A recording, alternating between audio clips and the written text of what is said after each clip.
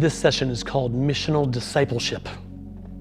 Talking a lot about living on mission and being missional Christians, but we also must remember that the ultimate goal is to become like Jesus and to live like Jesus. Okay, there's a growing and maturing that's expected in the discipleship process of making disciples who mature to make more disciples.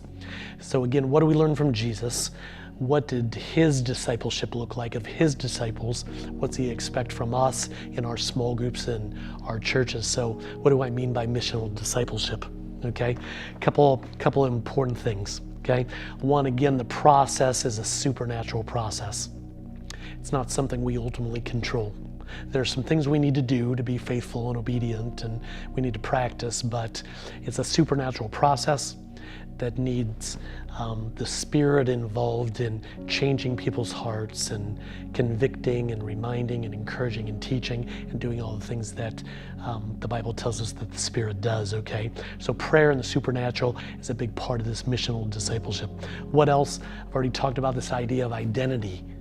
Rooting people in their identity is a big part of it, of helping people mature in living their day and their daily lives more and more, increasingly, out of their identity, not from some false place, okay? So prayer is important, identity is important. Community, I already talked about the importance of us being part of a family, okay? Discipleship is not a one-on-one thing. We don't see that with Jesus, we don't see that really in the New Testament. Discipleship, healthy discipleship, is meant to be a community project. It's a community of people shaping each other, influencing each other to become more and more like Jesus, to live more and more according to his priorities, okay? So we need to be part of a community that's living like family, that is influencing each other, teaching each other, encouraging each other, challenging each other, modeling for each other. That's the next big point I wanted to highlight, is that so much of discipleship is not taught but caught. It's not information, but it's experience. We need to see what it looks like to love people and serve people and sacrifice for people and speak truth to people and encourage people and extend grace to people and forgive people. It needs to be modeled in a community, but then also needs to be experienced. So we need to do a bit of teaching about it, okay?